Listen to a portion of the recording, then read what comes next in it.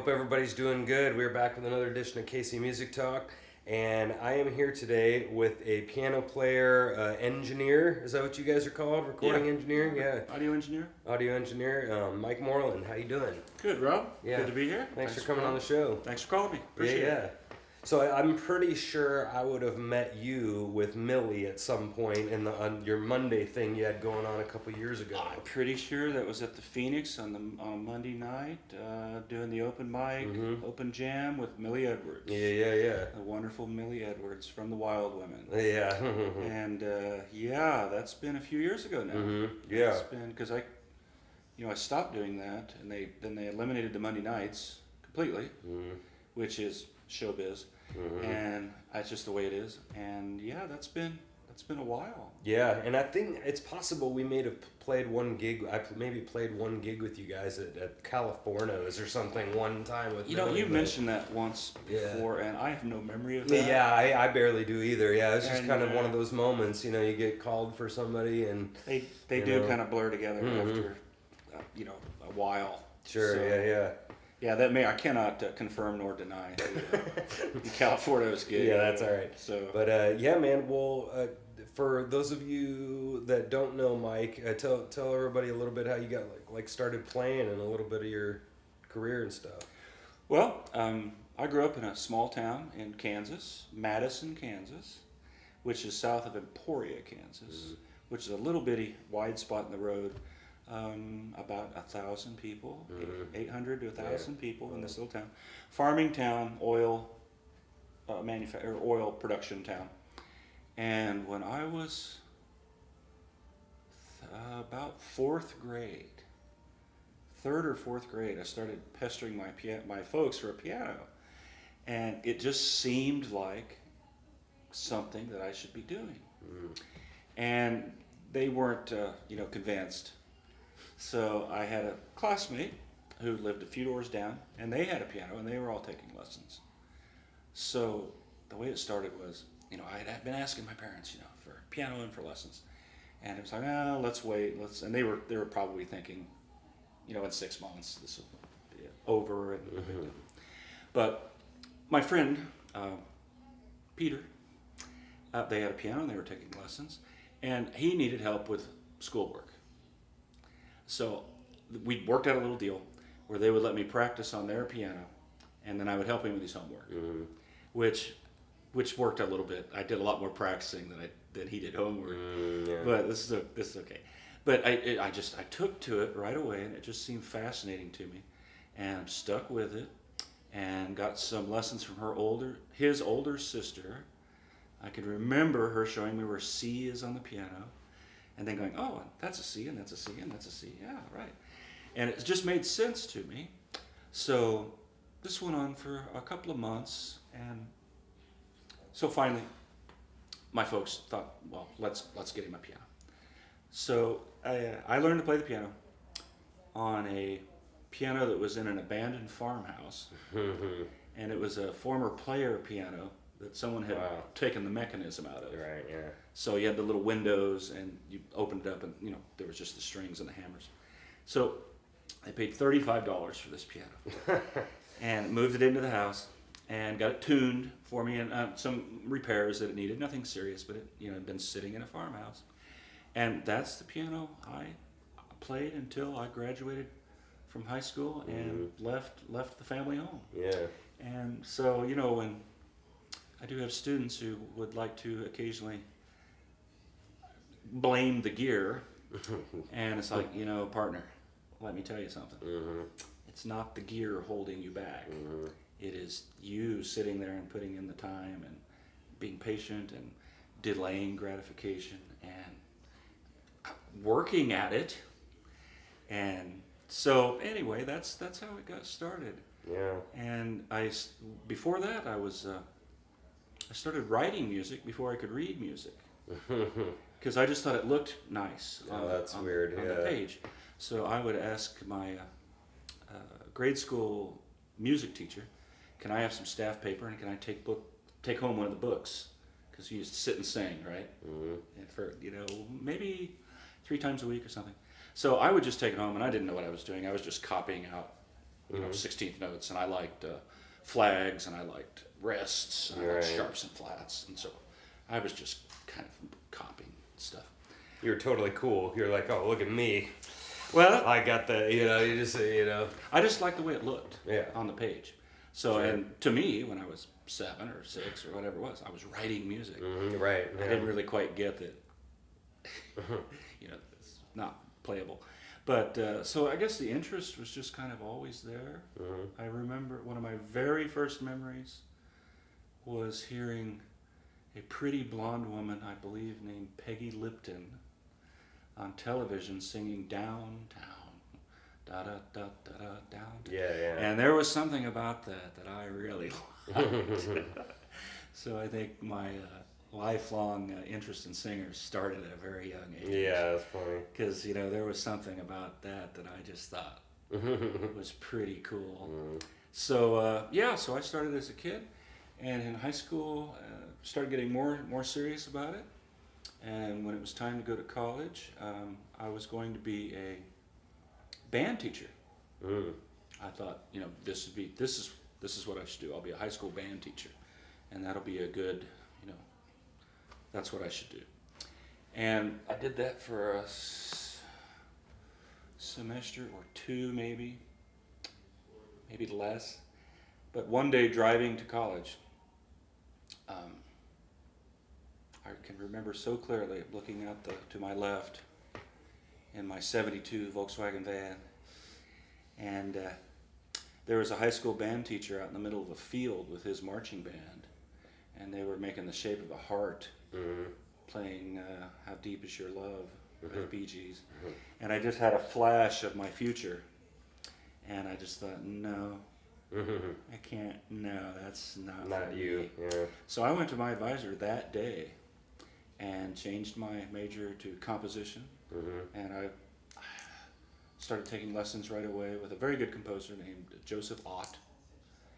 And he worked me hard, and it just kind of developed from there. Yeah, didn't want to steer away from music. It looks like it was just a band, band teacher thing was like it just kind of struck me that I didn't really understand what that meant. Right. Yeah. And nothing against, we need band teachers, and we need those people who are good at that, and are helping kids along at that age. They so much needed.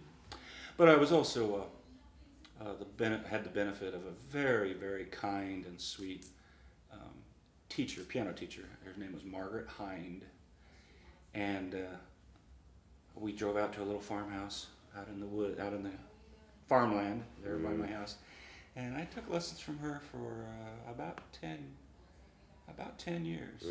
Wow. And she was just very nurturing, but still strict, but just very, very kind. And I would start changing things in the music because I wanted to, do it, And so we had a rule. She had a rule. It was you learn it the way it's written, and then I'll listen to any changes that you have. And I'm like, okay, that seemed fair to my 10-year-old. Right. So I got real lucky in that way. That's cool. I love your comment about the piano you were talking about, because I tell my students that all the time, and I know that you've heard these famous stories about Charlie Parker, when he would be going through his drinky and shoot 'em up phases, and he would go sell his crap every night, and then he'd come back with some monstrosity of a saxophone, and just had the worst instrument in the whole bar. But as soon as he stepped in, everybody's like shuddering. They're like, oh crap, he's about ready to tear me a new one on the worst instrument I've ever seen. And that's just another example of the instrument. It's got to be literally playable, of course, but a really good player can make you want to quit off of it, right? Happens to me all the time. Yeah. But you've got to be pretty good before the instrument's holding you back. Right. Yeah. I heard Charlie Parker, would occasionally, borrow a friend's instrument and go pawn it. And so, bless his heart. You're right. Yeah, but I love that, and I think that's what we need to be talking to kids a lot about, because I think excuse making in general is definitely not a kid problem. It's not a girl and guy problem. It's an everybody problem. Human you know, problem. yeah, human problem. It's this And- tool right in here. Right. That, and I have told students fairly recently, I can't make you curious. Yeah, that's yeah. I can't make you want to make progress. I'm going to help you and try to guide you as much as I can. But I can't do it for you. Right. But I will try to put you in position and lob you softballs and give you encouragement and guidance as much as I can to help you experience the things we've experienced. That are just so positive. Oh yeah. Yeah, I mean those students are just like they're just a gift from the heavens because we all get them. Those students that really want it real bad and they like it, and we, I mean, who knows what percentages, certain teachers, I mean, I've heard things like 25% or whatever the percentage of your students that really have that, oh, I want this bad, tell me exactly, it may be more, maybe less, but have you found that to be like a percentage of your students kind of just sort of there? Yes, right? That's true. And, in a way too, that's okay. I'm okay with that. Right. When I went to KU for undergraduate, and I took a poetry class, mainly to meet girls, but because I thought it would be a good, which it wasn't really. But I gained an appreciation, and I found out I'm not a poet. And I wrote some stuff, and I just found out that, this isn't for me, and that's okay. I mean, I worked at it, did all my assignments and all that. But I do think it's okay for some people just to try it, see if it works for them. If it doesn't speak to you and it continues to not speak to you, that's okay. That you just need to do something else. Find whatever it is that makes you feel the way we feel about music. And that's okay. I mean, that's okay. What I hate is when a student really does have potential and they say they want it, but then their actions don't reflect Right. That can be frustrating. But you keep after it, and fairly often I can turn those students and get them up in the boat, so to speak, and get them to realize that, oh, wait a minute, I do have some potential here. If I'll keep working at it, maybe I do have a chance here. Sure, and that's what I've tried to wrap my mind around with this idea of ambition, because it's the wanting it and the doing is what ambition really is. And I know from my experience, my first band I was in, these guys wanted it. Yeah, sure. I mean, I would love to be at Sandstone or Sprint Center. I mean, of course they want it, but they weren't willing to do anything. You know what I mean? All of us think that's cool and would love to be good. Ooh, but how many of us are willing to? Well, and I tell all of my students that are in that top tier, if we get to talking about that, I do tell a lot of them that if you truly want to be a professional in this field, you're probably going to have to be willing to relocate. Yeah, because that's interesting. There is pro work here in town, and Kansas City's a good place to be, but it's not as good as LA or New York or Chicago or Nashville even. Right. And so I'm one of my very best students, most talented students ever, Yao Zhou. I got to see him in Los Angeles over Thanksgiving, just past this Thanksgiving.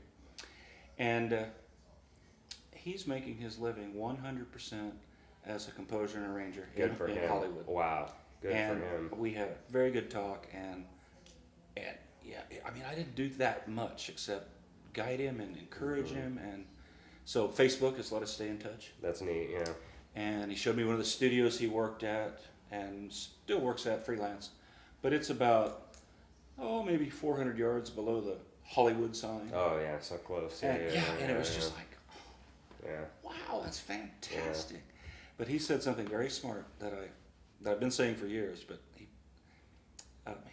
we were talking about deadlines and how do you meet your deadlines? And I said, well, there is no not meeting your deadline. And he said, early is on time is late is fired. You're right. Yeah. And he told me if they want it on Wednesday morning at noon, I try to send it to them Tuesday night. Yeah. I don't want them stressing about my work at all. I want to get it done and get it sent to them, and so they don't have to worry about it. Because the music is always rushed. You know, you'll have 3 weeks for this project. Well, you've got 3 days. And he says this happens all the time. Yeah, sure. This is just part of being a pro writer. And I just thought those are words to live by. There is no being late. Have you ever been late to a gig? Yeah, I've been late to a gig once. Okay, yeah. How many? But not very many. You know, it's just so, a bad. Yeah. It's just bad all the way around. Right. And if you get the reputation for being unreliable, yeah, it's just not. It's just not good. Yeah, and we've talked about that on the show quite a bit. Is that especially in Kansas City? I mean, you were mentioning those couple of towns, and you know, I don't know anything about Cincinnati, but it's like an example of a town. I guarantee you they do not have our jazz scene, for example, Well, in a random other 200 or 2 million, you know, person town. But you know, compared to New York, it's, you know, I mean, you just can't compare anything to New York. There's just a billion people, whatever. But even in this place like Kansas City, there are tons of great players here. But who are the ones that get called back? The ones that kind of have their personal crap together. Yeah. Right, is kind of what you're meaning. You know, I mean, Yes. you when you show up late, you accidentally lose a gig. It doesn't mean you're not going to work in town ever. But let's say you know, 4 bands in a row are a complete turd. What's going to happen to you then? You Well, know what I mean? and- You know, so yeah. And in my classes, we talk about, you know, the list. And everybody's got a list. Lists. Of players, you mean? Yeah. You have your list of people you call first. Yeah, yeah, right. You have your list of people you will never call Mm-hmm. for whatever reason. And then you have your list of people you would work with if you have to. Right. Or if you get down to your second or third choice, and they're still good people, they're just not on the top of your Right. list. Still good people, but maybe you haven't worked with them that much, or they don't do exactly what you do, or just whatever. So you just want to try to. I know I'm on a couple lists, and but yeah, you just have to take it seriously. Right. If you want other people to take it seriously, take you seriously. Yeah, and So- I know the showing up prepared, you know, to play the gigs. That's been a big one that I know that in college I would have not been good at that. You know, in regards to laziness, and I just being honest with myself. But I definitely have tried better to know that, you know, there's let's say, for example, 2 songs on the set list that the guy sends me, and I go, okay, I know I'm gonna have to work on these. The rest of them are good, and then days would go by, and I'd be like, oh, I'll be fine, you know, and that's the kind of thing. And I'm like, no, you're not gonna be fine. Go work on them, you know. And I have to keep telling myself that, and keep remembering that. No, you're not gonna be fine. You know, it's like just don't put that shit off. You know, I learned that lesson in undergraduate. I had a private piano lesson and a private composition lesson. I learned this lesson twice. I showed up to a piano lesson unprepared. Had not practiced my new piece. And you know, Dr. Snow says, "Well, let's hear it." And I sit down and you know, 10 seconds in, she stopped and said, "You haven't practiced." You're right. You know, I haven't. She said, "Well, this lesson's over. I'll see you next week. Go practice." Yeah. And you know, went and opened the door, and that was the end of that. And that never happened again. Yeah. And I showed up with nothing written one time to Mr. Ott's composition lesson. And he said, "Well, where's your stuff?" I said, "Well, I don't have anything." I said, "What?" I said, "Well, I didn't feel like writing anything." And he looked over his glasses at me and said, "If you're going to wait for inspiration, you're going to wait your whole life. This lesson's over. Go write something. I'll see you next time." Yeah. And those 2 were really important lessons for me to learn as a young guy. That just, why am I wasting these people's time when I haven't put in the effort to be prepared? Yeah. And so, you know. So here's the question I have for that. So, you know, and I have lots of opinions on this topic, but so that I know in college one time we took this art of theater class, and the guy came in and he was talking to theater people in the same realm as our, you know, musicians coming into college, and he kind of told us, he's like, sometimes I tell people that you don't got it. basically, in so many words that, he's like, dude, I've been on Broadway. I know what that crap is. He's like, you're gonna be shown in the next 10 years, you're gonna be shelling, you're probably not gonna get any work. You're gonna be shelling out $100,000 living in New York City, and you're barely gonna get called. And he's like, in his eyes, he was all we were all, well, I wasn't, but the rest of the crowd was like mortified that you would give up on. And he's like, well, hold on, two things might happen. One, you might turn someone away that you don't think is going to have it anyway. Like you said, they're just going through the motions of coming to class, and they don't really want it. They just don't know what else to do. But then you have another person like yourself that the kid's going to say, oh, screw that, I'm doing that, and then they get pissed, like maybe it motivates. So some people would think that is really harsh, and how dare he say that? I don't know. I don't, I try to never go there. Right. I will say, this is not good enough. I don't think you should be satisfied. I'm sure you can do better. Mm-hmm. I will withhold praise because I don't blow smoke. Right. If it's not there. And I will tell them what I think you need to work on. Right. And you can take it or leave it. Yeah. But if your beats are off and your chords don't match and you don't have a B section or just whatever, I will just try to say what I think you need to work on. Yeah.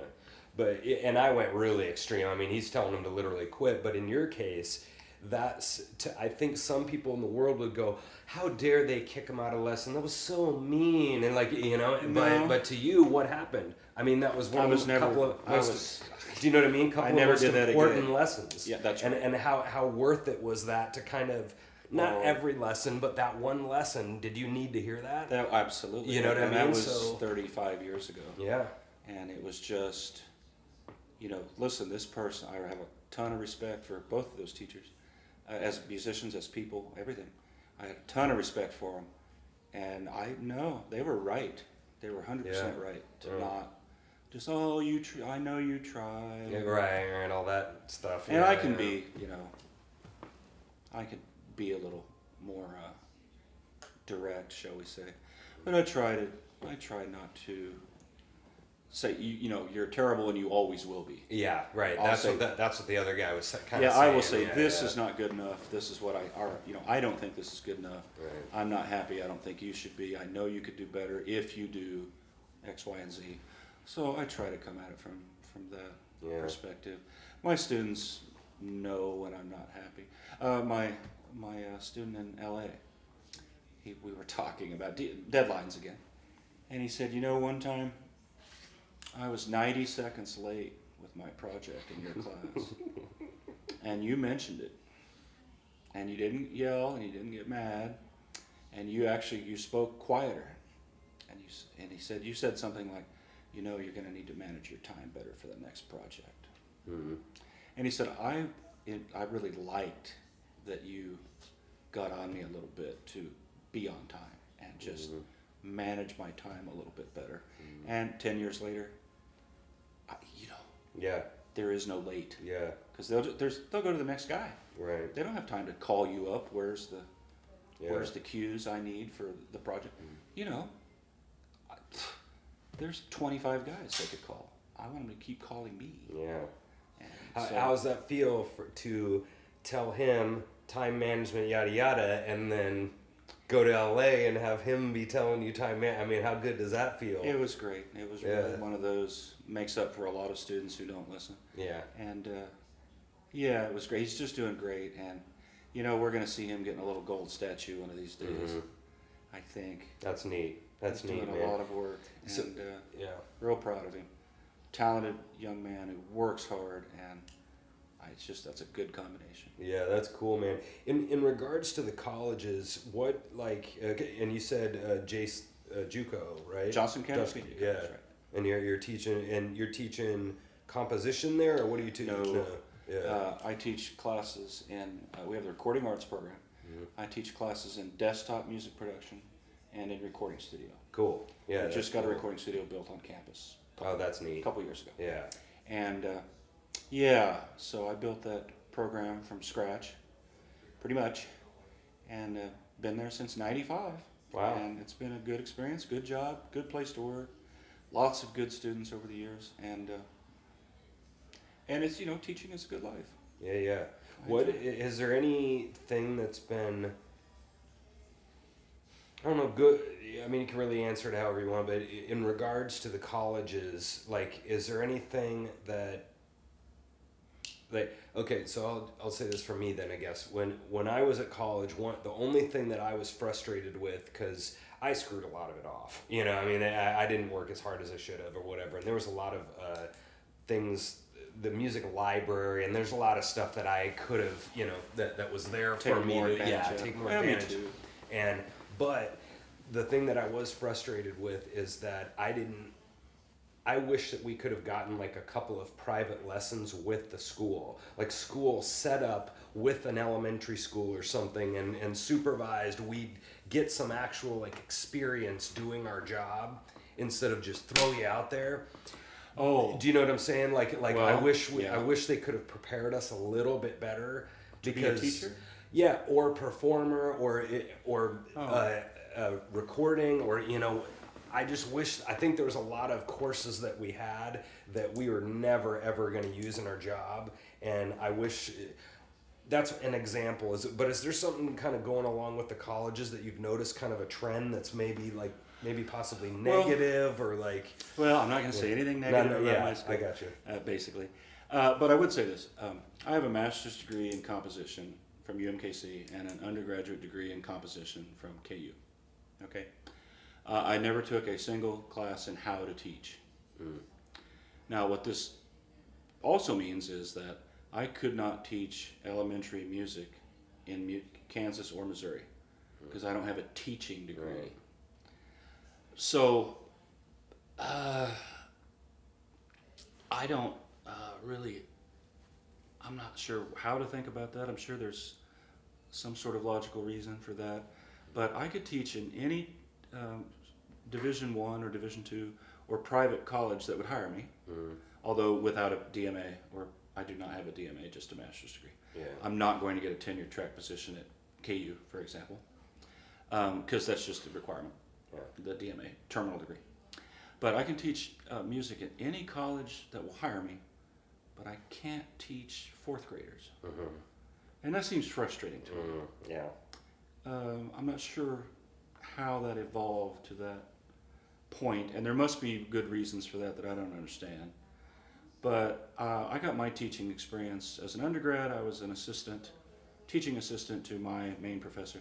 And then at UMKC in grad school, I was a graduate teaching assistant. So I had some teaching experience, but a lot of it is just, you figure it out under fire, so to speak. And you make mistakes. I've made a few, I made some mistakes in the classroom that I wish I could, have that one back, because I didn't handle that well, or I was hard on a student when I shouldn't have been, or not hard enough when I should have been, or you learn how to give information in a sequential manner that makes sense to them, so that this builds on this and this builds on this, and go to step 6 too early or whatever, that kind of a thing. Yeah, I've done that before too. And it's kind of like coaching. You got to know when you can push the team, and you got to know when they need to be pushed, and you need to know when to back off and hand out a little praise. And you never want to humiliate a student in front of the others, although you may say something to try to get their attention, but you don't want to do it in a personal way that is going to be hurtful. And I don't do things. I don't say, if I have something I really need to say to somebody, I'll pull them aside, or pull them into my office and talk to them privately if I think they've got a real attitude issue, and or something like that. And thankfully, that just rarely happens. That doesn't happen too often. Sure.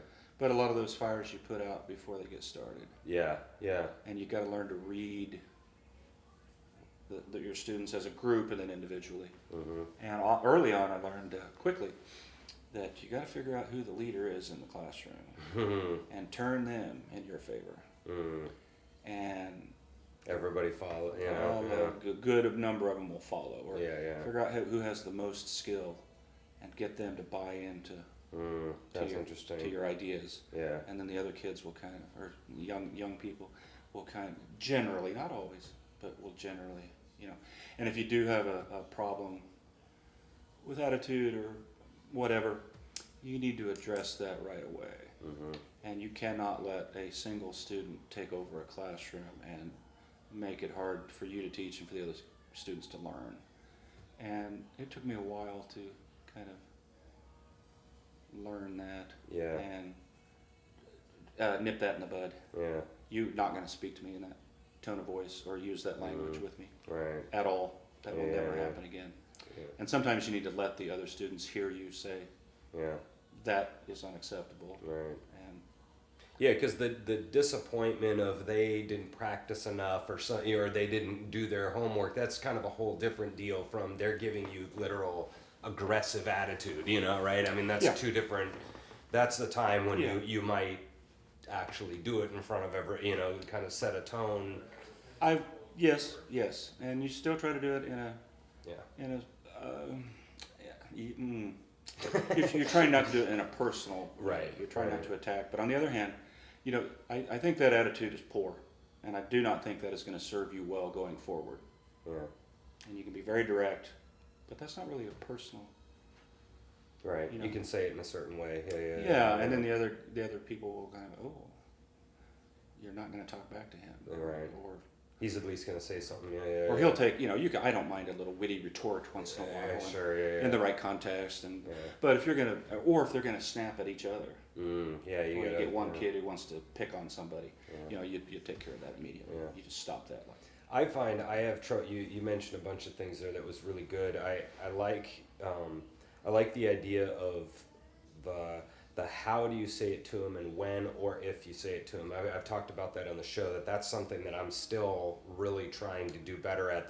The diagnosing of the actual, you know, your C sharp and this, you know, this technique. See, that stuff's like insanely easy for me. I can, you know, and a lot of us, we can diagnose 6 problems in 4 seconds, you know, that you can talk about. But the how do I say it, like you were talking about which ones you can yell at and which ones you will respond to you kind of kicking Well, my butt. And I almost never yell. I don't. not yell, but you know what I'm saying. Yeah. You know, the like what happened to you, right? Is the guy kind of was He didn't you know, yell. but he But he was very straight ahead. yeah, but he still kicked you out, you know, Yes. of class. This You know? lesson is over. Yeah, and And so I'll see you next time. I'm struggling with that, and I think I have a better idea now as opposed to like even 2 years ago. But I think about that a lot of when do you, because sometimes I'm bad about always saying something, and sometimes I need to kind of once in a while. Yeah. There's no reason to say something right now. I want to I want to micromanage.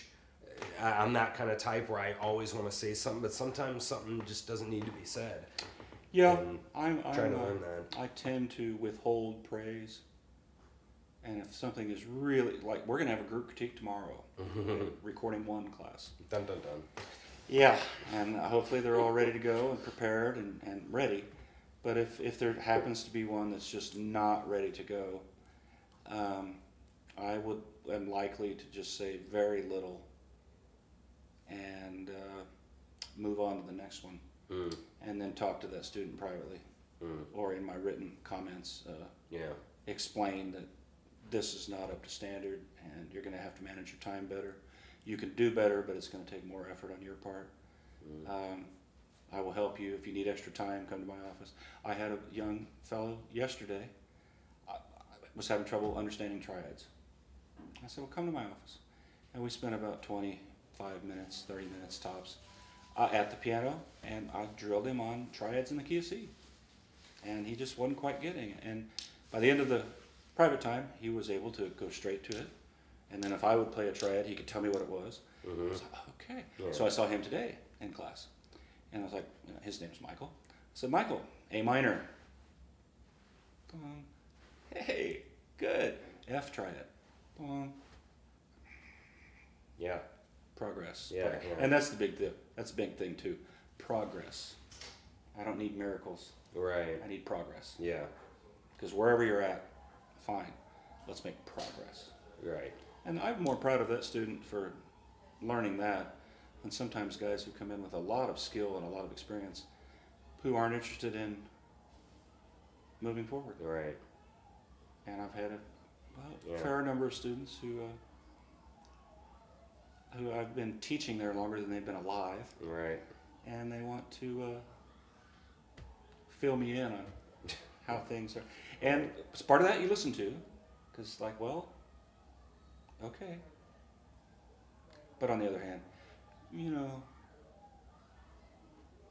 I'm trying to help you. Sure. Yeah. If you would listen, I think it would be better for you. Yeah. Maybe not, and maybe you're going to be hanging gold records on your wall soon. Right. And I hope so. But maybe you should try to listen to people who are trying to help you. Mm-hmm. So, and for me too, I try to, boy, Yeah. as soon as you figure you've got it all figured out, you don't have it figured out. Yeah. Yeah. And in the recording biz, you've just got to continually be learning Right. from your mistakes, and then what worked and what didn't work. And, you know. Yeah. I know the other day I had one high schooler who was trying to, basically saying, no, it's easier for me if I just try to play it fast. I'm doing fast and slow, and I'm like, well, If you can't play it slow, you can't play it fast. yeah. And so I was, and that was a good time where I kind of let him know my perspective on that and how, and I kind of made my arguments, and he was just like, well, blah, blah, he kind of gave me that, and that was a good time where I really, really wanted to just pretty much destroy him, like argument wise, of course, Yeah. but I kind of was like, I've said it, he's Take it or usually leave it. good. Like attitude wise, he's usually all right. Maybe this was a fluke day. Maybe Yeah, he just was hungry, was or just gonna say- and he was or- just extra snappy today. Had a fight with his girlfriend, stubbed his toe, Right. rear-ended somebody in his Yeah. dad's car, whatever. Right. And you do try to bear that in mind. Yeah. I mean that I have days where I'm not as patient as other days, but Yeah. as a teacher, you get paid to be patient and Mm-hmm. prepared. And if you're having a bad day, it can wait until the class is over, or at least you try to, as much as possible. It's not their business that I had whatever went on Right. at that given time. And but you do have to bear that in mind. And I've had students go through some pretty rough stuff and keep coming to class. And so Yeah. So moving gears here to, because you've been talking a little bit about recording. There was a couple of questions I had about recording of just my philosophies, and I was going to be curious to see what you thought. One, what do you think about click tracks? Well, it kind of depends. And if the band is tight and they're playing together, I'm not going to insist on a click track. If the tempo breathes a little bit and the band is together, then it's okay. I got no problem with that. If it's an EDM type of thing or a dance beat or something like that, that pretty much needs to be right on the click. I don't do a lot of that, but what I'm teaching, if you've got a singer-songwriter, young man or lady, and they're just doing a soulful singing and playing guitar, I don't think that really needs a click. And if they want to slow down a little bit and let it pick up a little bit, unless that just gets out of control, I'm okay if it's, because it's musical. I mean, everything doesn't have to be right on the. But if you're trying to do groove-based stuff, a lot of funk type of stuff, a lot of EDM or dance music, that needs to be pretty tight. But usually it is because they're coming from MIDI or samples. So generally, yeah. So if I think they're having a real problem, I might suggest let's try it with a click, and sometimes that helps. Yeah. And sometimes we, after 2 takes, we're like, okay, we're going to go without the click. Right. And it's just screwing them up more. Well, some guys it helps them to Right. understand that, okay, I need to keep this tight. Right. And then some guys who have never done it or aren't used to it, it's I'm okay with it if the band is tight and playing together, or the person is playing together and it fits the song. I'm okay with it. I don't insist. And you were talking about how kind of the ebb and flow. The other day I've been doing these making reaction videos, and I tried to play with this Champagne Supernova. It's an Oasis song, but I was playing with it, And I could tell after I listened back, because I was playing with the recording, and I could tell that in my head I was like kind of feeling the beat, but when I listened to it, I'm like, wow, am I behind, and I could feel that, but I know that I was kind of trying to meld with it. And as soon as I just put the idea in my head that, okay, I just need to not like schmaltz this whole thing up, and I need to just kind of keep tight. And as soon as I did that, it fit great. And the other thing happened when we were talking about that string quartet that you played with, where all of us string players are used to and we're all flowing with each other, and when we don't have the click or whatever, or when we're trying, because that's what we do live, Right. and like, Right. so. Is that something that happens a lot during recording? Is people that are like really used to playing stuff live, and then when they have to be kind of stuck to this thing, it kind of sounds really weird. Well, at school, I don't have that many students who have gig butts yet. Mm-hmm. At my home studio, Hammerhead Audio. Mm-hmm. Name drop it. Yeah, right. It's sometimes kind of an eye opener when you've had.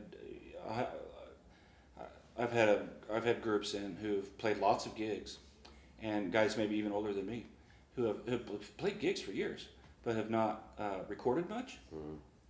And there's been a few times where we come in, we do the session, and we're listening to playback, and a couple things come to mind real vividly, but I can remember a guitar player singer one time saying, "Well, that sounds terrible," and I said, "Well, you mean the tone or the band?" He says, "No, the band, really, that doesn't sound good." I said, "Well, is that the way you usually play it?" "Yeah." "Well, we've identified the problem. You've played live so much that you've never heard it played back. Right. And if you're in the club and they're selling drinks and it's noisy and people are dancing, stuff gets missed. Yeah. And that's okay, because you're there to facilitate a good time, and a little more accuracy I think would be nice, but it's a different deal. So it's the best guys. I've played a lot publicly, and have had some experience recording. Yeah. I just did John Paul Drum's album, The Big Three, and I've known John Paul since KU days, way back in the '80s, and he called me up. "We want to do this album." I'm like, "Well, okay, great." And he says, "I think we can get the full album in 2 sessions." I'm like, "Well, maybe we'll try. We'll see. I mean, if the band is ready to go, It's possible. It's possible, right? But we'll see. We'll do all. I will work as fast as I can to make it happen for you." And so it was John Paul, Alan Fischel, who has a ton of experience with studio work, worked at Chapman for years, and then Billy Dye, guitar player Bill Dye, and the three of them came in, and they did nail 15 songs in 2 sessions. Yeah. Wow. And then we did a couple of shortish overdub sessions with Jimmy Beisman, blues piano player. He dropped overdubbed some piano parts on 3 or 4 songs, and Bill went back and did a couple of rubato intros that then we added to. But they were, they had their arrangements worked out. They had played together enough. They knew what they were doing. They had their plan. They had their song list ready to go. There was no time spent arguing about anything. Just boom, boom, Next boom. time, next time. Yeah. We went to a second take a few times, and I don't think we may have gone to a third take once. Yeah, but they blasted through it, huh? Yes. Yeah. And that's on the good side. That is, when that happens, that's just like, oh, Yeah. fantastic. But they came in, they knew what they were doing, they were down to business. They weren't imbibing anything that was going to inhibit memory, shall we say. And we got it done, and that album turned out really great.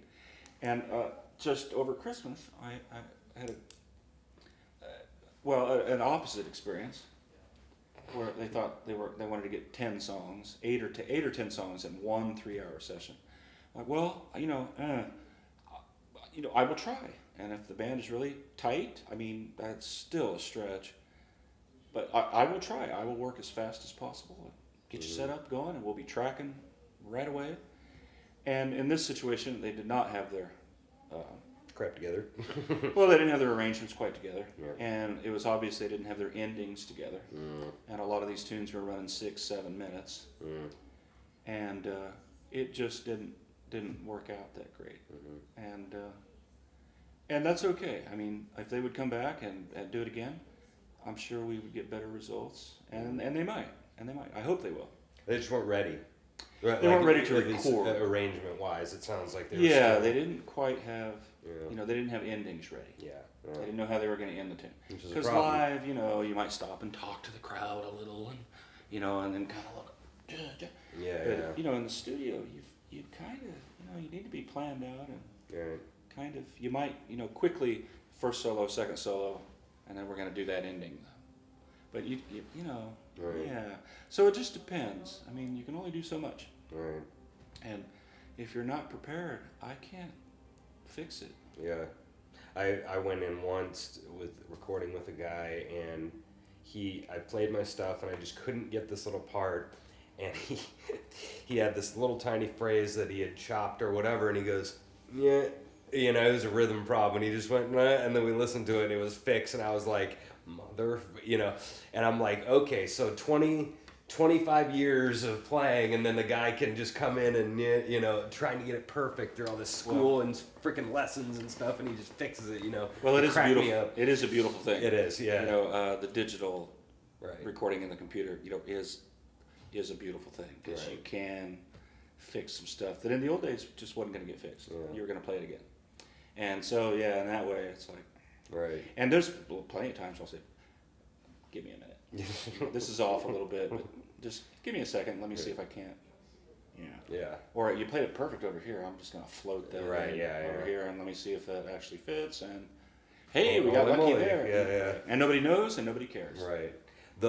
I always get crack up at when I get recording. I'll hear a lot of and a lot of extra little noises that I make, and that gets me to another point about kind of rawness, and because that's back to your playing live, and the clinks of the glasses, and a lot of stuff gets mixed or missed because it's just so noisy.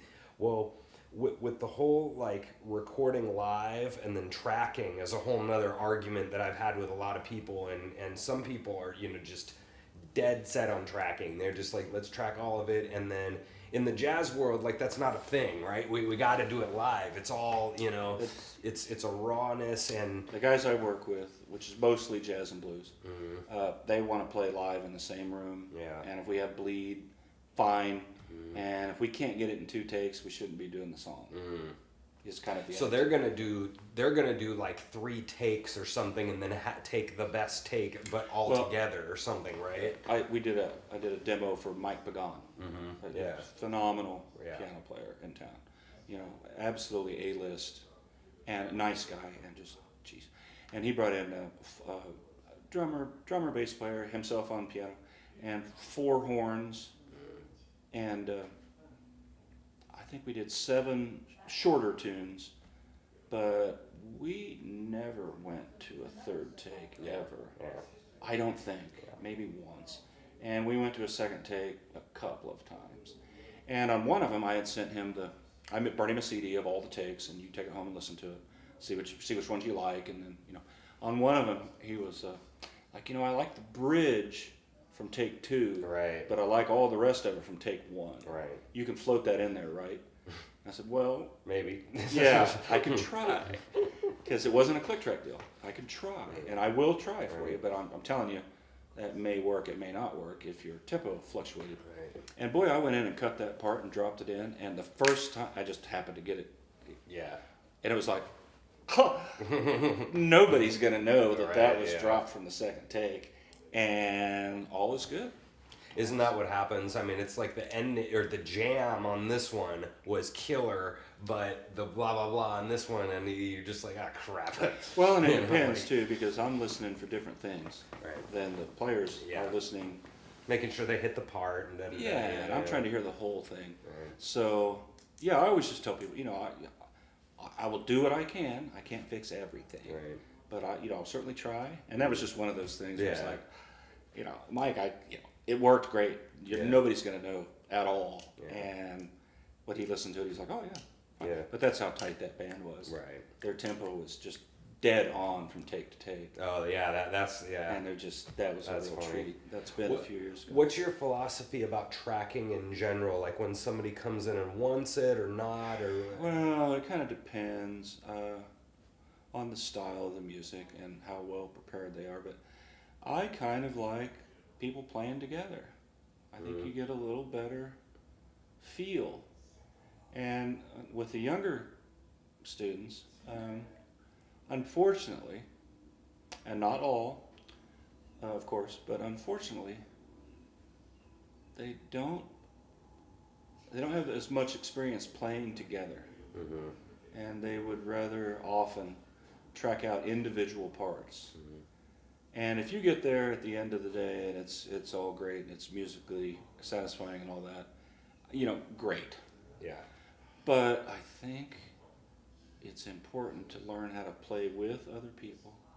And in sessions, it's surprising how sometimes, the drummer might have a good suggestion, or the bass player, and they didn't write the song. They're not singing anything, but you're stopping, you're talking about something, you're listening back, and somebody will pipe up with, "Why don't we try?" And yeah, why don't we? Let's try that. Let's do that. And when you're tracking everything out individually, I think you lose a little bit of that. And so however you get there is fine as long as you get there.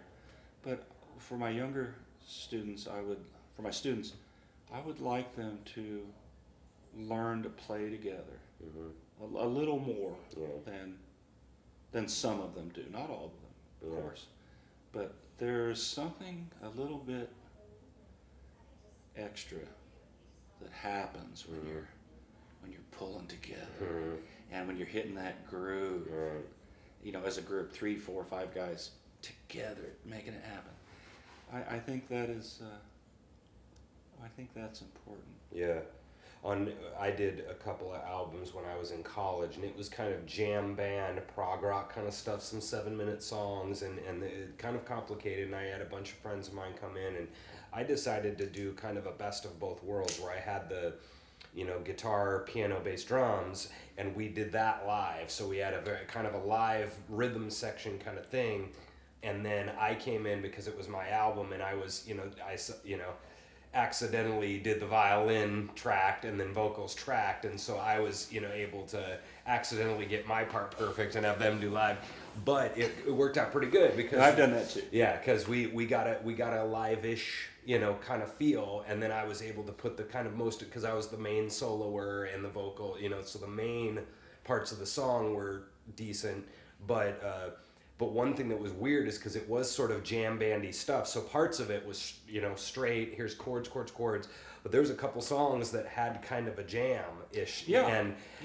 the one of the songs we did, I had listened to it a couple of times, and we just happened to the guy throws in triplet, and right after it I hit this triplet, I don't know how we did it. It was crazy because we didn't do it together. But the jam ended up, and it was crazy because we had there was a part, piano came in and then drums came in, and we just had these little moments but we did it not together, the violin, I don't know, it was crazy. It just fit, it was crazy. Serendipity, these happy accidents. Right. To paraphrase Bob Ross. Yeah. But that can happen. And there are songs that need to be rubato, or there are sections of songs that need to be free, but then we get to X point and we need to be back on, back on the click or back, whatever. The chorus, and that's whatever, okay too. I mean, there's a lot of ways to get there, and I think one of the things that's important is to just understand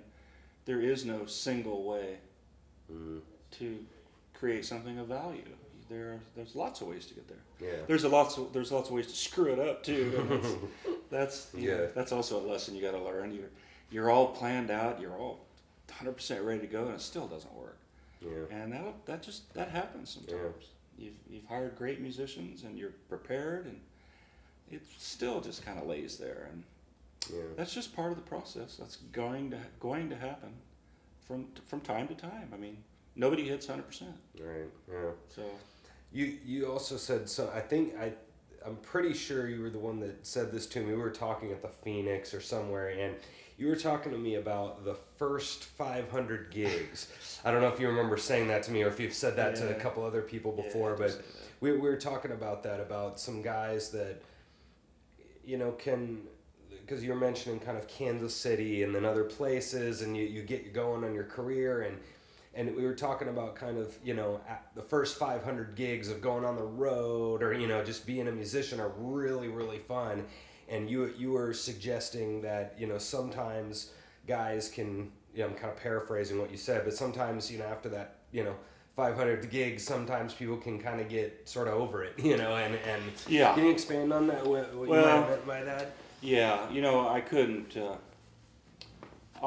wait to get in a gigging working band when I was younger. And I played with my friends, and we did the garage band thing. And we had a lot of fun, and, we played a few gigs here and there.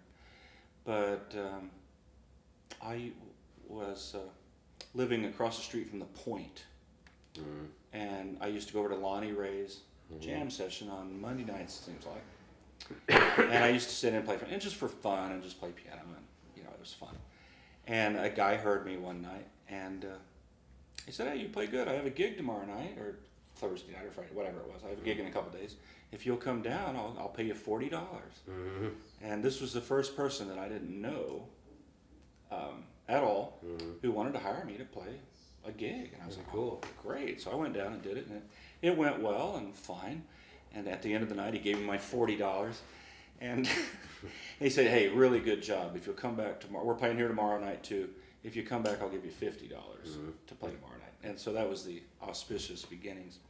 And I was just overjoyed to be in a working band with strangers. Yeah. Because I didn't know the drummer, I didn't know the bass player, I just met this guitar player, lead man, singer guy. It's a big step. Huh? It was a big step. For me it was. Yeah, and to just, no rehearsal. It was a blues band, and I knew a few of the songs that weren't just straight 1-4-5 blues, and I knew a few songs, and the others you just picked up on the bandstand, and hey, here we go. And so that was a big deal for me. And then from then on, I gigged solid for 20 years. I played with, that was Roland Allen, who I played with him, and he passed away a couple years ago. And I played with him for several years, a couple years. And then I floated for a couple years. I would be the on-call keyboard player. And whoever, their keyboard player had another gig or couldn't make it, or they were in between, I would fill in. I did that for a while. And then I played in the Big Woody Blues Review a couple different occasions for about a year each, and then would move on to other things.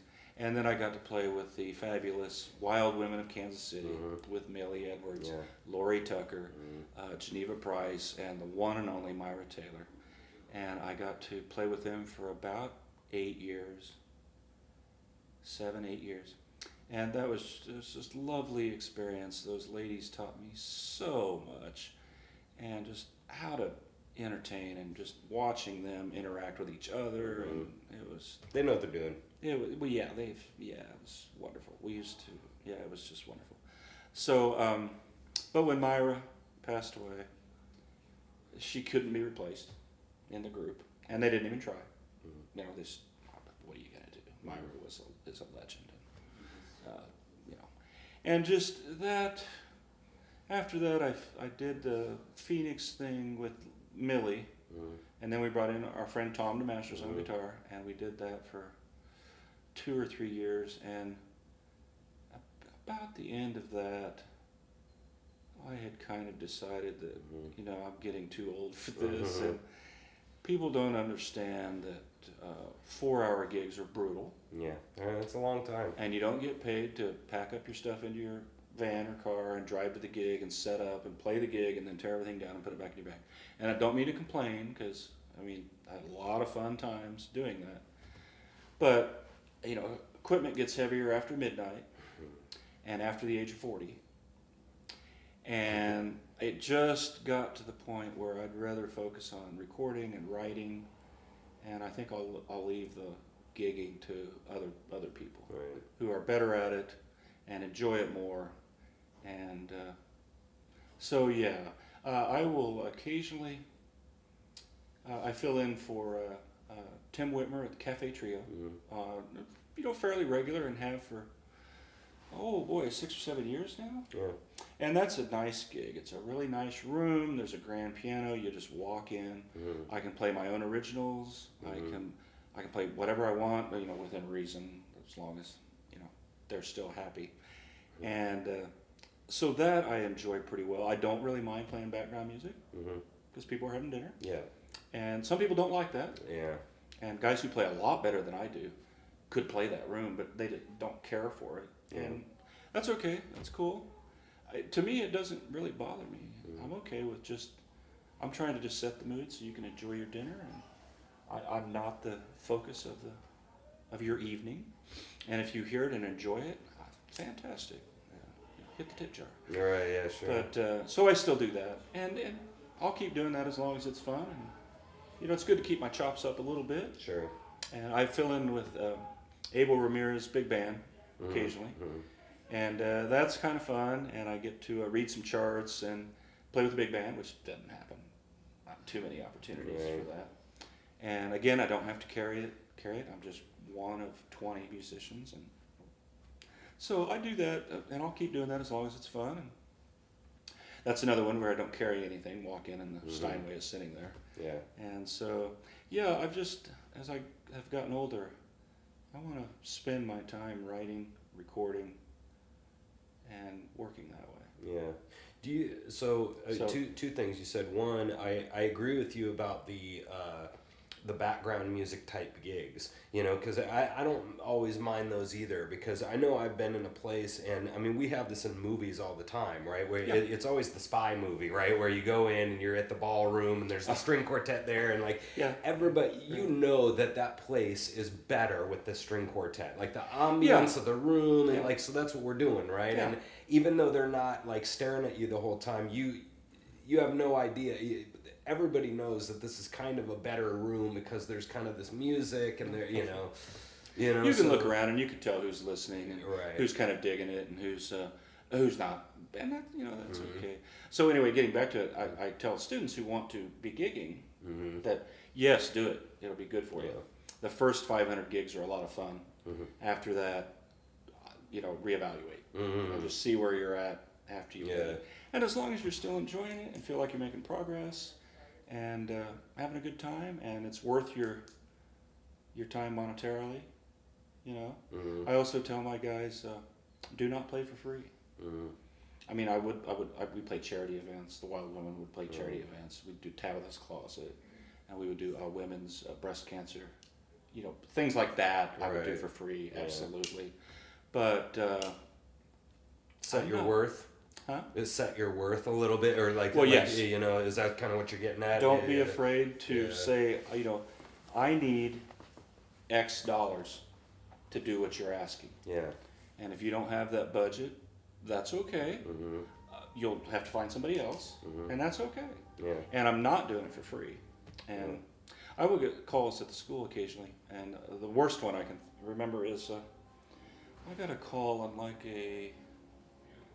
on a Thursday afternoon, and don't remember who it was even, but this person said, we're having an event in Overland Park or someplace, and we would like a string quartet for 3 hours at so-and-so place for this dinner, whatever, and we have no money. We can't pay you, but it would be, and I just tell them, I never send students to play for free. Good for you, man. Yeah, well, good for you. And I have sent piano players to play things, but I'll tell them, they need X number of dollars, and that's what they're going to ask you for. And if you've got it, great. If you don't have it, I'm not going to give them your name and number, contact information. If you don't have a budget, that's okay. Yeah. But I'm not going to send my student over there to play for free, because I just don't think that's a good precedent, and I don't think that's good practice.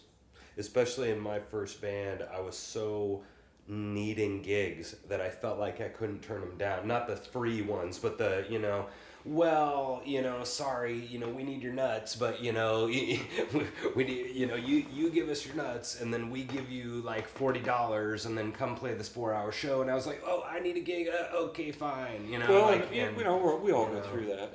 And if it's a buddy and you're helping them out, I might subsidize it a little bit. Sure. But just as you can't do that. You're hurting everybody else in the scene. Mm-hmm. And these bands that'll, and this happens with pros. You'll have guys go in and undercut your band by $50, and the bar owner will go with the cheaper band. And I understand commerce, but Kansas City's a small town. Yeah. And you need to try to minimize that type of stuff because everybody talks. Yeah, right. Yeah. And word gets around if you're that kind of, if you operate that way. And clubs too. I mean, you hear all the time that, we got stiffed at X venue. Yeah. And we're chirping to each other, and so are the club owners. Yeah. I'm not going to play there again. At the end of the night, they came up and said they can't pay us what they promised. And it's just bogus. Yeah. I mean, it's bad for them. It's bad for the musicians. It's bad for everybody. And a lot of times they're not there in 10 years. That That's- club, a that's lot right. of times, sometimes they are, but a lot of times they aren't. yeah, because karma is, Right. karma comes around. Yeah. And it's just, So that's just real life and part of the business. I know a lot of guys, the reason why I kind of asked about the 500 gigs question is there's a lot of guys that, one of the reasons why I wanted to do the show is because I just hear, Phil Wakefield. I don't know if you knew Phil, but recorded with me he's several over in times. New York or somewhere now. But he told me the real famous line of if you want to hear him complain, give him a gig. And so it's just a hilarious line. Hear a musician complain, just give him a gig. And so I've heard a lot of chirping, and that's one of the reasons because I've had many of these conversations just like this that we've had, and I wanted to record it. But one of the reasons was because I hear a lot of bitching, from all musicians all the time, just about stuff, right? Club owners this, and my bandmates that. And with the 500 gig question, I hear a lot of guys getting sort of jaded with the whole thing, and some for good reason. You're lugging stuff out at 12 at night, or gigs are 4 hours long, or I have to drive to freaking Emporia to get $100, and there's a lot of it's not like there's nothing to be annoyed at. Well, and that's a good time to. But it is maybe That's a good time to maybe stop doing it or take a break. Would you have any suggestions, at least in my opinion, attitude-wise, that you would tell a 20-year-old or whatever of how to not get like that? Well, I know in my experience, just being when I was a sideman, which is most of the time, I've had my own band once I had a really good band together, and I was the leader, and I took care of all those things. But I've been a sideman most of the time. And I always told the guy who hired me, listen, I don't care what you pay any of the other guys. That's their business, your business. My deal is with you. Yeah. You need to pay me what you told me you were going to pay me. And I don't want less. If something happens, once or twice maybe, I understand things happen. And if it's a good hang and I like the music, so be it, things happen.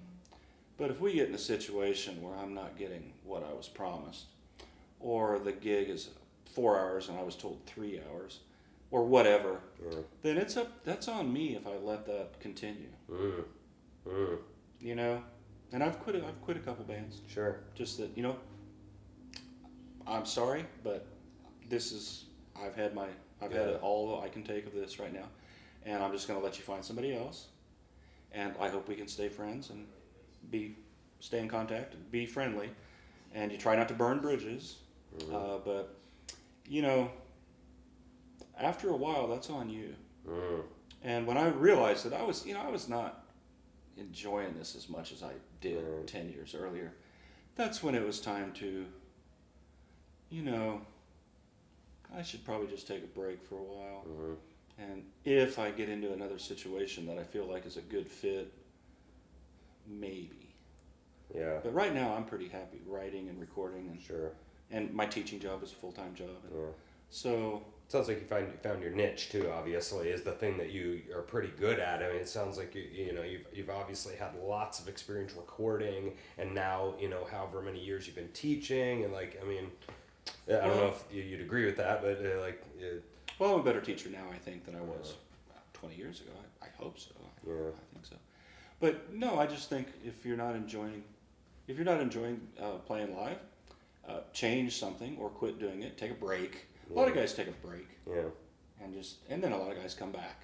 Yeah. And they miss it. Yeah. Right. And they realize, oh, well, wait a minute, there were things about it that I did enjoy. Yeah. And I do like that when you're having a good night. Yeah, there's not much better. Yeah. With the Wild Women, we used to play the last Sunday evening at Jardine's. Mm-hmm. And we used to pack that place. Yeah. And those memories are some of the best gig memories I have. Yeah. And I wouldn't trade those for just about anything. Those were some really fun nights. Right. Myra would be funny, and her and Lori would go back and forth, and Lori and Millie would go back and forth, and those were just some really, really fun nights. That's fun, yeah. I love what you said about and this is a way that I think a lot of people do not think, is that when you were talking about sort of when you're in the band and then they haven't done what you sort of you sort of made the unwritten contract with the band owner or the band leader, right? That I'm going to get this money, or this is and then they fall through. You just said something interesting, that if I haven't left the 7th time this has happened in a row, that's on me. Yeah. And a lot of other people look at that opposite. They're like, no, him, and then you're kind of seeing that as, no, I have a responsibility myself. And I've told, is that kind of what you yeah, absolutely. Yeah. And I've told guys who've hired me that, listen, I'll do this as long as it's fun and as long as it's good for everybody, I'll do it. But if I get to the point where I'm not enjoying it, or things are happening that I'm not comfortable with, I'm going to tell you, and that's going to be it. You're going to find another guy. Yeah. And I've told them that there's just when we initially talk about it, when I get the call, can you do this?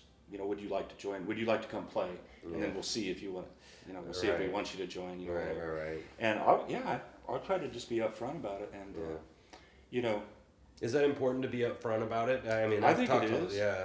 I think it is. I've told guys, you're going to stiff me once, and then you're not going to get a second chance to not pay me.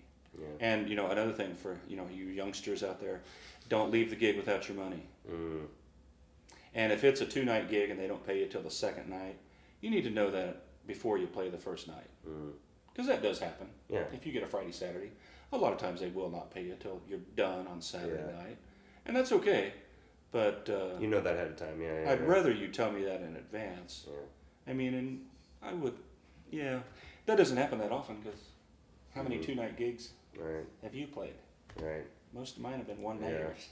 We've only done that one time. We were out in Nebraska, and we played there a couple times, and they were cool with us. We weren't that worried about them not paying us, but that's only happened once. And I got a call.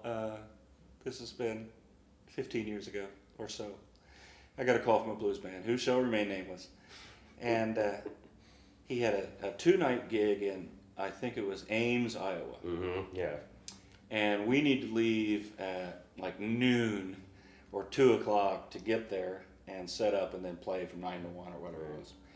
And it pays $60, and I don't need you for the Saturday night. I have my regular keyboard player for the Saturday night. And I was just like, find your ride back? Like what? No, I'd have to drive myself. Right. That's what I mean. And $60 isn't going to pay for my gas hardly, and I'm going to need to spend the night or drive all night, which I'm not going to do. And I just had to tell the guy, thanks, but I'm just not. I can't do that. Right. Yeah. And that was just that was one of the more extreme. Right. Yeah. Locally, if it was BB's and I live 2 miles from there, okay, I could do that. I could just play the one night, the front end of the 2-nighter, and I could do that. One time I was this happened at BB's. I used to play there fairly regular. I sat in with a blues band, and a good blues band. They were good from St. Joe, and I had a good night. I mean, Don't want to brag, but I had a good night. I was sounding good, and people were clapping for me, and so in the solos, you were getting what you should get with some applause and some enthusiasm for the crowd, and the band was sounding tight. And at the end of the night, the guy we're winding down, and good house. The whole night was a good house, and at the end of the night, the guy introduces the band, and he gets to me and he says, "We'd really like to thank Mike Moreland for sitting in tonight. We'll have our new keyboard player here next time." Johnny, whoever. Yeah, right. And that's how I found out. Yeah, right. That not only it wasn't an audition, but he had already decided before the gig that I wasn't going to be the guy. Right. No matter what I did, I wasn't going to be the guy. Yeah. And so that was just one of those live and learn type of deals. That's funny. It's hard to be mad about it, but it was just like, dude, you could have just told me that you had a guy. Right. I thought you told me I was auditioning for the band. Right, yeah. And I had a good night. And you're subbing in. That's no insult at all. You know what I mean? If he would have said it like that, right? I mean, you're just a sub. Yeah, our guys. There's nothing. Our guy's out of town. Our guy's got another gig that pays more that he needs to go play. Right. Yeah, fine. That's no big deal. So yeah, that's funny. So that's it is kind of funny. But you're sitting there and you're like,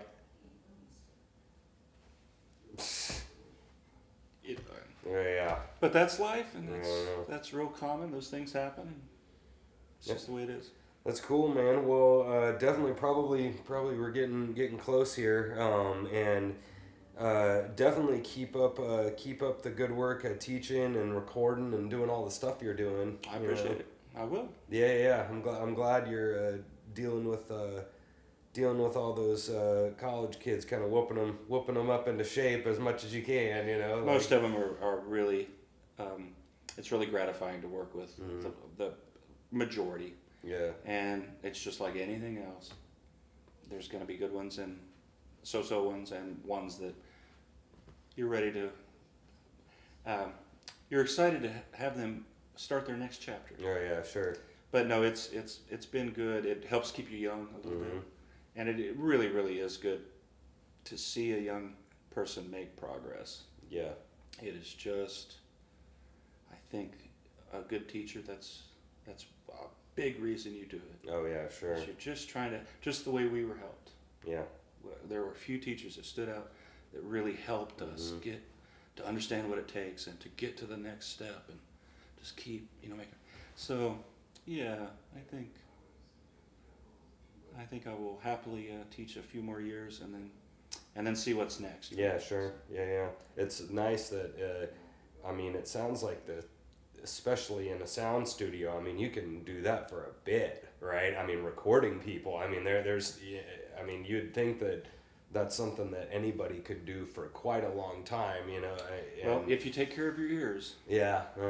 And I've got a little hearing loss. I didn't say that. I don't have hearing loss. But the high end goes out first. Sure. And you do, when you're young, you want to try to protect your ears. Right. And you do not want to sit in front of the bass cabinet. Yeah. And you do need to think about that when you're young, which I didn't. But it's not the end of the world. It's just I have to be aware that the high end I have to guess a little bit.